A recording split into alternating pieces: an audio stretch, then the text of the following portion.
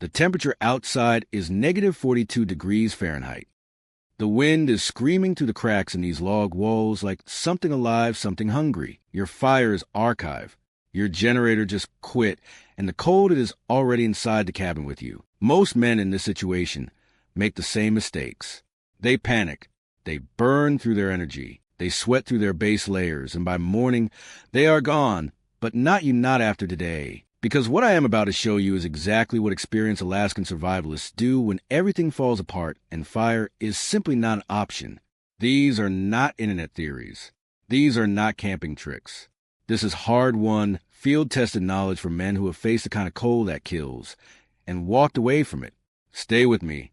Every single minute of this video could be the difference between making it and not.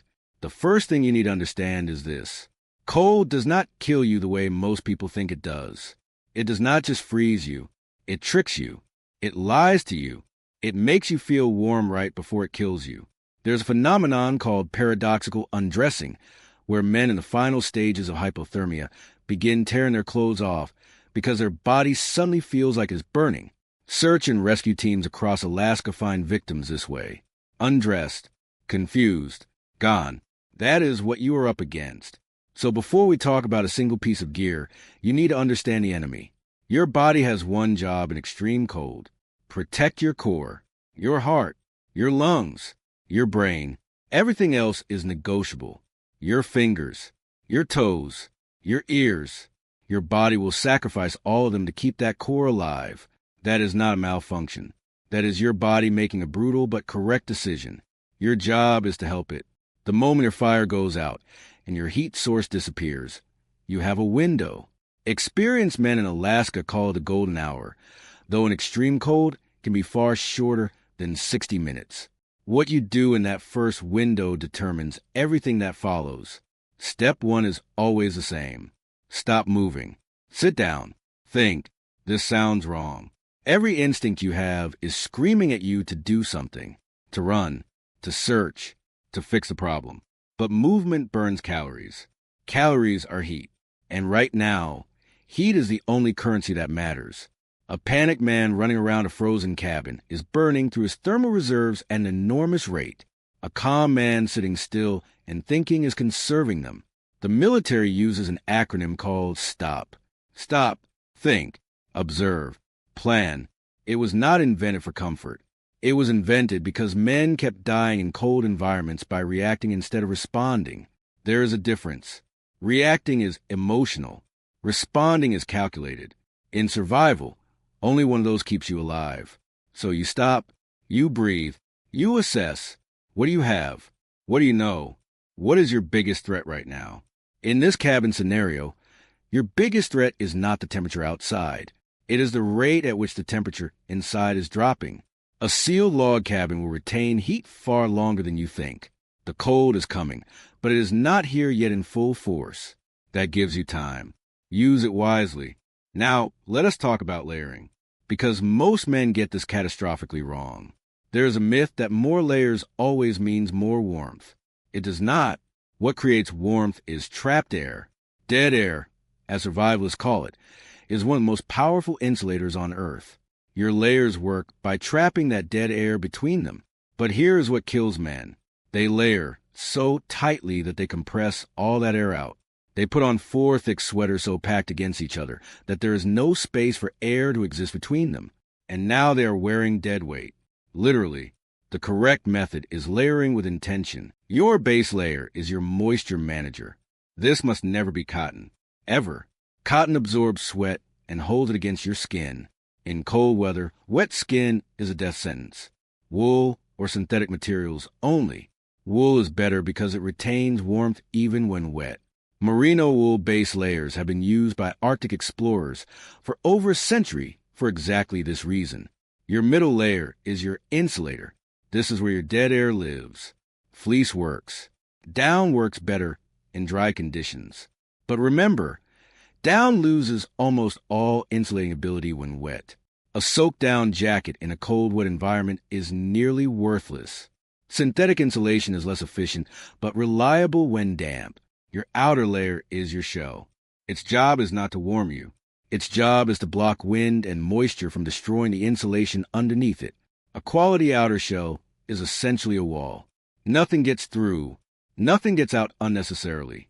Now here is what most men miss. Your extremities need their own layering logic. Your hands lose heat faster than almost any other part of your body because of their enormous surface area relative to their mass. Thin liner gloves underneath thick mittens. Mittens always beat gloves in extreme cold because your fingers can share heat with each other. A glove isolates each finger. It makes them fight the cold alone. A mitten lets them work as a team. Your head is not the source of 40% of your heat loss. That is a myth that has been repeated so many times it has become gospel. The truth is that any exposed surface loses heat proportionally. But your head matters enormously for a different reason. Your brain controls everything. Your decision-making, your motor skills, your ability to assess your own condition. Cold impairs judgment faster than almost any other factor. Protect your head, and you protect your ability to survive. Cover your ears completely. Cover your neck. A balaclava is worth more than 3 extra sweaters. Now let us talk about fuel, because your body is a furnace, and every furnace needs fuel. Look at what is on that table. Pemmican. Rations. These are not random choices. These are survival foods engineered by people who understood the relationship between caloric density and cold weather survival. Pemmican in particular is one of the most remarkable survival foods ever created. It was developed by indigenous peoples across North America and later adopted by polar explorers and military expeditions. It is rendered fat mixed with dried meat and sometimes dried berries. That is it. But its caloric density is extraordinary, roughly 3,500 calories per pound. In cold weather survival, fat is not your enemy. Fat is your best friend. Here's why. Your body generates heat through a process called thermogenesis. When you are cold, it burns fuel to create warmth. Carbohydrates burn fast. They spike your energy and crash it. In a survival situation, that spike and crash cycle is dangerous. Fat burns slowly. It provides sustained, steady heat output over hours. This is why Alaskan and Arctic peoples have traditionally consumed extremely high-fat diets. Seal oil, whale blubber, bear fat. This is not cultural preference. This is physiological survival strategy refined over thousands of years. In your cabin right now, eat, even if you are not hungry. Especially if you are not hungry. Cold suppresses appetite, but your body is burning through reserves at an accelerated rate. Force yourself to consume high-fat, high-calorie food every 90 minutes to 2 hours. Your core temperature will thank you. And drink. This is the one that surprises most men. Dehydration in cold weather is not just possible. It is almost guaranteed. Here is why men miss it. In hot weather, you sweat visibly. You feel thirsty. Your body tells you clearly that it needs water. In cold weather, you still lose moisture through respiration. Every breath you exhale in cold air is carrying moisture out of your body, but you cannot see your sweat because the cold evaporates it almost instantly. And cold also blunts your thirst sensation, so you do not feel thirsty, but you're losing fluid constantly. Dehydration thickens your blood. Thick blood circulates less efficiently. Less efficient circulation means your extremities get less warmth delivered to them, which means frostbite risk skyrockets, and your core temperature regulation becomes impaired. That thermos on the table is not just a comfort item. It is a critical piece of survival equipment. Warm fluids raise your core temperature directly. They keep your blood flowing efficiently. They maintain your cognitive function. Drink consistently. Do not wait until you feel thirsty. In cold survival, thirst is already a warning sign that you waited too long. Now let us talk about the cabin itself. Because most men ignore their shelter and focus entirely on their gear. That is backwards. Your cabin is doing the majority of the work right now. Even without heat, a sealed structure is dramatically warmer than the outside environment, but you can make it significantly better with almost no effort. Start by identifying where air is moving. Hold your bare hand near the walls, near the window frames, near the door seams. Anywhere you feel air movement, you are losing heat. Cold infiltration is your enemy. Block it with whatever you have available. Clothing, fabric, bags stuffed into gaps. Every draft you eliminate is a measurable improvement in your survival conditions. The window is particularly critical. Glass conducts heat away from interior spaces at a shocking rate. Single-pane glass in extreme cold is essentially a hole in your wall. If you have any way to cover it, blankets, sleeping bags, any insulating material, do it. Hang them over the window, and you will feel the difference within minutes. Now consolidate your space. This is one of the most powerful and least understood survival techniques available to you in a shelter situation. Instead of trying to heat an entire cabin, create a survival pod, a small area, as small as practical, ideally just large enough for you to sit or lie down comfortably. Use everything available, blankets, sleeping bags, clothing, bags, to build walls around this small space. The human body puts out roughly 100 watts of heat continuously. In a large space, that is nothing.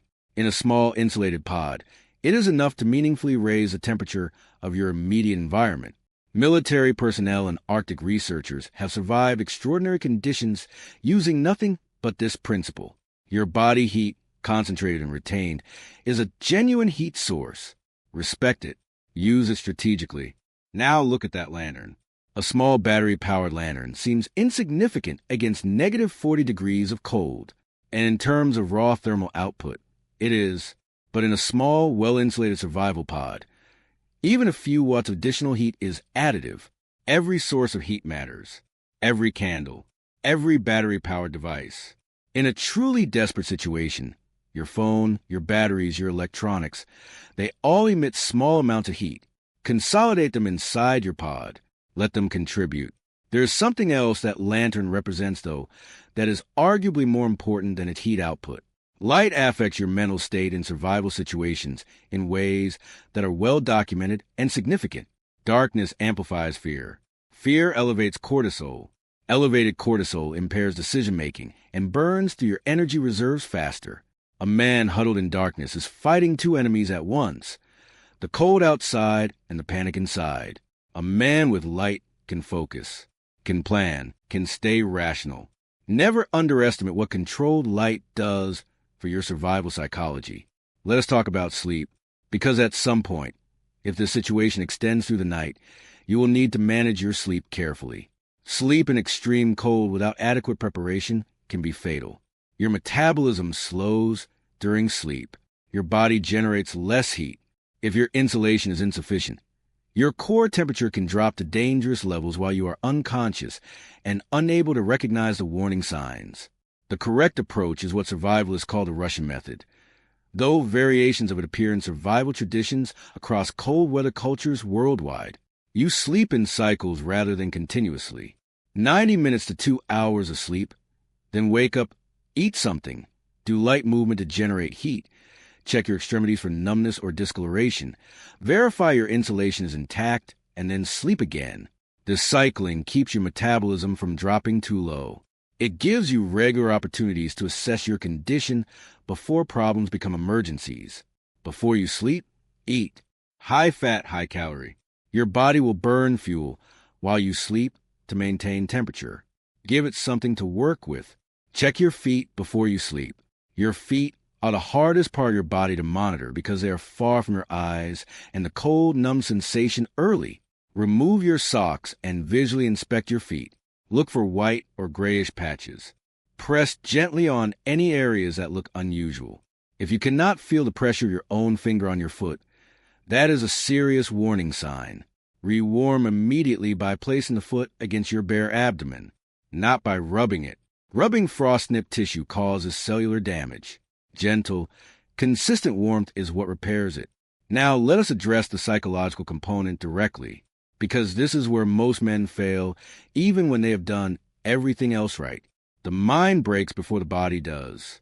Research on survival situations across military, wilderness, and disaster contexts consistently shows the same finding. The single most reliable predictor of who survives is not physical fitness. It is not gear quality. It is not even knowledge, though knowledge is critical. It is psychological resilience, the ability to stay calm, Stay rational and stay focused when everything around you is going wrong. Cold is particularly cruel in this regard because it directly attacks your cognitive function. As your body temperature drops even slightly below normal, your thinking becomes slower. Your judgment becomes impaired. You begin making errors you would never make in normal conditions. And because your judgment is impaired, you often cannot recognize that your judgment is impaired.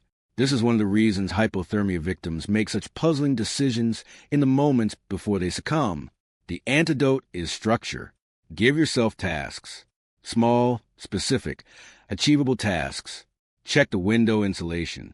Eat something. Drink water. Inspect your feet. Organize your supplies. These tasks do 3 things simultaneously. They keep your mind engaged and focused. They produce small wins that maintain your confidence and morale. And they ensure you are actually taking survival actions that keep you alive. Talk to yourself if necessary. Out loud. Experienced survival instructors teach this, and it is not madness. It is cognitive anchoring. Verbalizing your plan and your actions keeps your thinking organized and counters the confusion that cold-induced cognitive impairment brings. Set mental checkpoints. Every hour, ask yourself a series of set questions. How am I feeling physically? Can I feel all my extremities? Have I eaten recently? Have I drunk water? Is my shelter holding? Am I thinking clearly? If the answer to any of those questions is concerning, address it immediately. Do not rationalize. Do not tell yourself you will handle it in a little while. Handle it now. Small problems in cold survival become catastrophic problems with remarkable speed. There is a mental model used by Alaskan bush pilots, military SEER instructors, and wilderness survival experts that is worth committing to memory. It is this: you are not trying to be comfortable. You are trying to be alive. These are different goals. And when you confuse them, you make decisions that feel good in the short term and kill you in the long term. The man who takes off layers because he feels momentarily warm is optimizing for comfort. The man who keeps his layers on and trusts the process is optimizing for survival. Be the second man. Always. Let's talk about something that almost no survival content addresses honestly. The chemical warmers in that thumbnail, those small hand warmer packets. Most men treat them as a luxury, as a comfort item, as something nice to have but not serious survival equipment. They are wrong. In a targeted application, a quality chemical hand warmer produces heat for 8 to 12 hours. Placed correctly, in the groin area, in the armpits, against the neck, they provide warmth directly to major blood vessel pathways. The blood warming at those points then circulates that warmth throughout your entire body. This is not a small effect. Military cold weather units use this technique specifically. A hand warmer in each armpit can meaningfully elevate your perceived warmth and help your body maintain its core temperature during a difficult night. Do not waste them warming your hands. If your core is compromised, warm your core first. Always. Hands can be kept warm with mittens and movement. Your core depends on your blood staying warm. And your blood stays warm when you protect those major circulation pathways. Now, let us bring this full circle, because everything I have told you connects to a single principle that experienced Alaskan survivalists understand at a level most men never reach. Survival is not about reacting to emergencies. Survival is about the decisions you make before the emergency happens. The men who survive the worst situations Alaska throws at them are not surviving because they are smarter or stronger in the moment. They are surviving because they thought through exactly the scenario before it happened. They know their gear. They know their shelter. They know their body. They know what to do because they already did it in their mind 100 times before the real moment arrived. Look at what is in this cabin. Wool blankets, pemmican, rations, a quality thermos, chemical warmers, a reliable light source, a well-packed bag ready to go. None of this happened by accident. This is a prepared man's environment. This is what deliberate, intentional preparation looks like. And it is preparation that turns a potentially fatal situation into a survivable one. The cold does not care about your intentions. It does not care that you meant to be better prepared. It does not give points for trying, but it does reward knowledge. It does reward preparation. And it absolutely rewards a man who stays calm, stays systematic, and stays focused on what actually works rather than what feels right in a panic. Negative 42 degrees outside. No fire, no generator. But a man who knows exactly what to do. That man survives. Every time. And now, so do you? Let me know in the comments if you found this helpful. It genuinely means everything to know this information is reaching people who need it. And if you want more content about how to prepare for and survive the kind of winters that most men are simply not ready for, subscribe, because what we covered today is only the beginning.